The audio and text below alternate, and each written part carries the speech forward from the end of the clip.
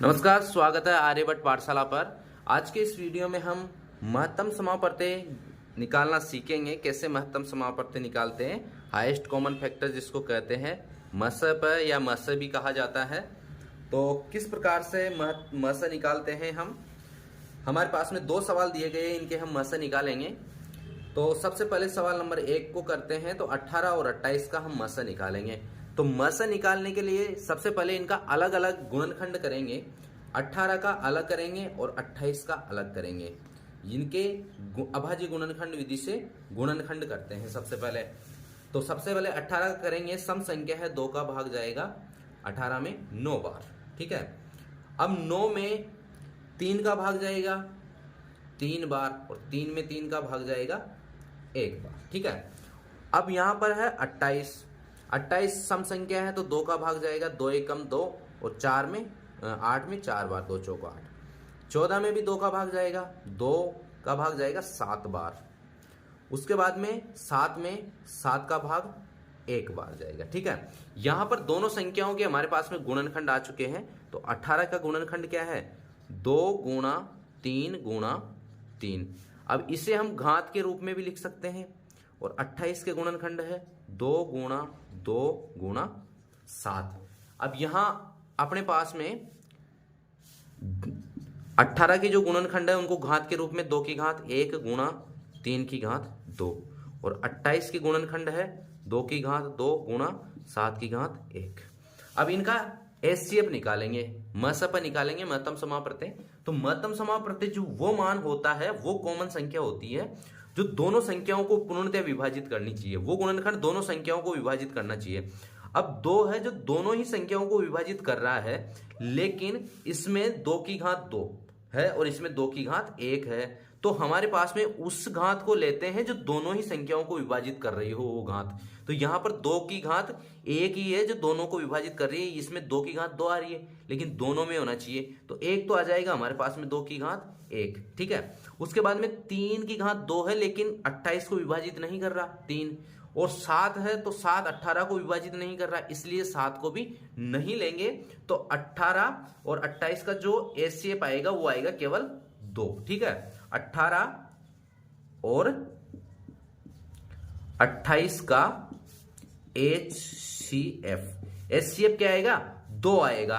क्योंकि हम वो बड़ी से बड़ी संख्या लेते हैं जो दोनों को क्या करे, विभाजित करती हो, दोनों को पूर्णतः क्या करें, विभाजित करें। तो 18 और 28 को 2 ही एकमात्र ऐसी संख्या है जो दोनों को विभाजित करती है।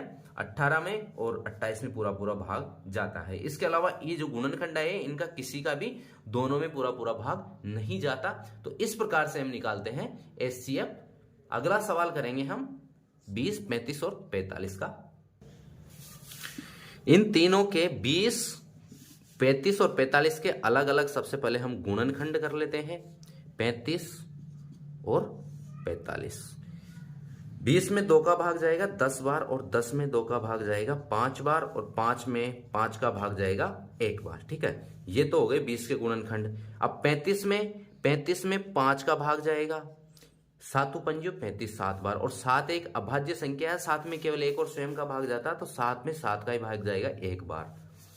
45 में 3 का भाग जाएगा 3 एकम 3 और 1 बचे 15, तो 5 दिया 15।